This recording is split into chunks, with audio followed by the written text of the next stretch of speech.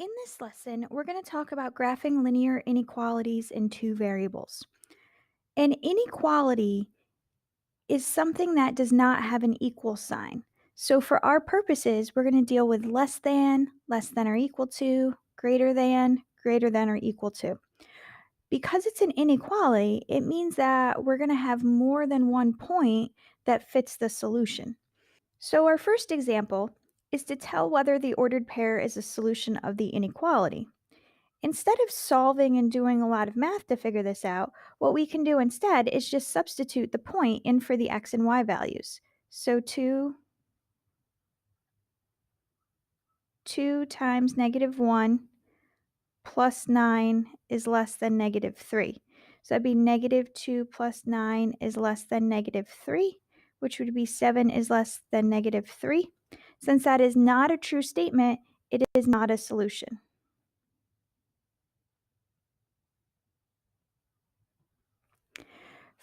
For b, if we substitute in 2 and -2, we get 2 minus 3 times -2 is greater than or equal to 8.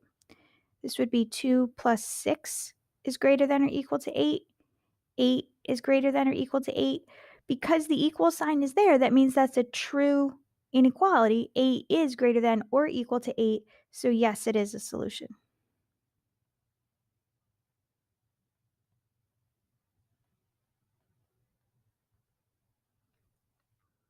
If we need to graph a linear inequality in two variables, the easiest way to do this is to rewrite the inequality in slope-intercept form. So we're putting it in the form y equals mx plus b.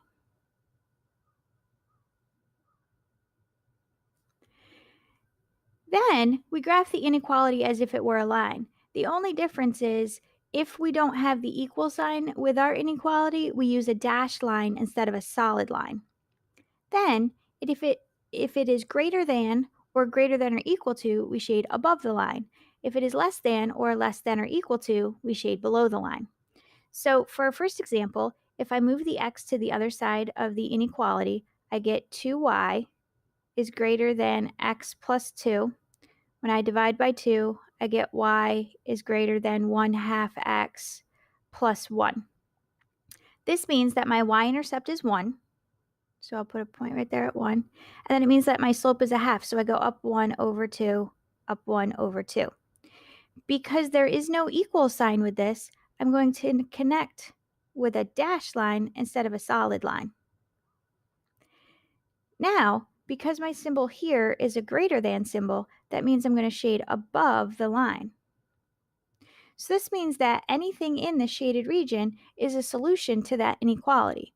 Because the line is dashed, it's similar to an open circle on a number line, meaning that the line does not count as a solution, but everything really close to the line counts.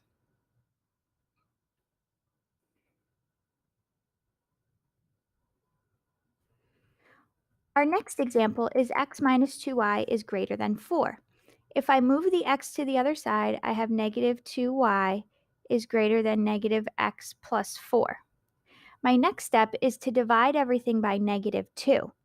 Now, when we divide by a negative, it's important to remember to flip our inequality.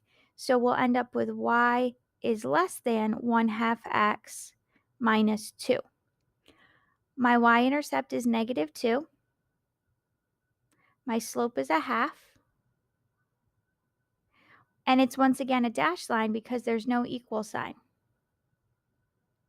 Because my symbol in my slope-intercept form is less than, that means my solution is everything under the line. For the next example, I'll subtract 5x from both sides, so I have negative 2y is greater than or equal to negative 5x plus 10.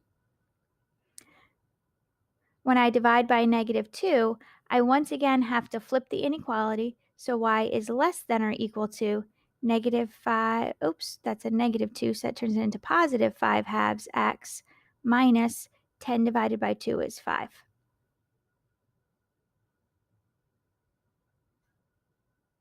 10 divided by 2 is 5. So my y-intercept is negative 5. 1, 2, 3, 4, 5. right there. And then from there, my slope is 5/2, so I go up 5 over 2. You can do that again.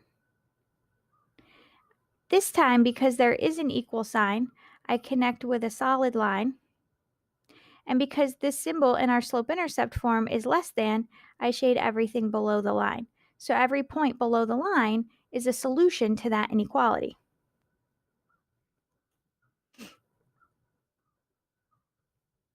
Our last example is a word problem. We spend at most $10 on grapes and apples for a fruit salad. The term at most means less than or equal to $10. Grapes cost $2.50 per pound and apples cost $1 per pound. Write and graph an inequality that represents the amount of apples and grapes you can buy. Identify and interpret two solutions of the inequality. So we can say that x is x is grapes, since that comes first. We can say that y is apples. So our inequality would be 2.5x plus y is less than or equal to 10. When graphing, 2.5 isn't very helpful. So instead of leaving it as a decimal, we'll turn it into the improper fraction 5 over 2. When I move that to the other side of the equation, I get y is less than or equal to negative 5 over 2x plus 10. I'm going to label my x-axis for grapes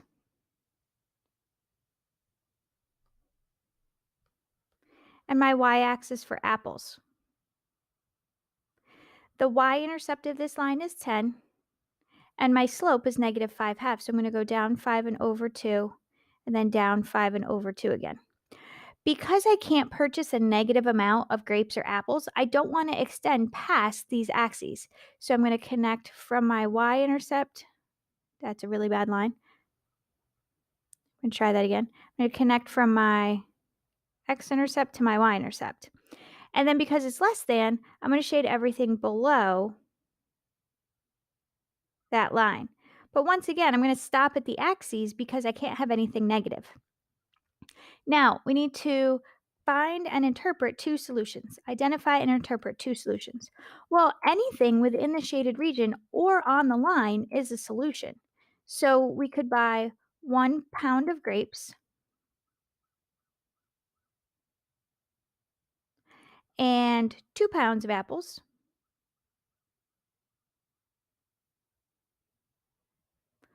4.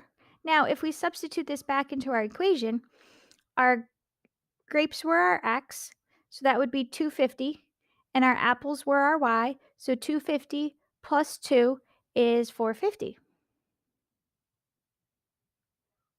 Okay. A second solution, we can pick any other point inside of here that we want. So I could pick 2. So I did 1 grape and 2 apples. I could do 2 grapes and 1 apple if I wanted. I could pick that one. So I could say 2 pounds of grapes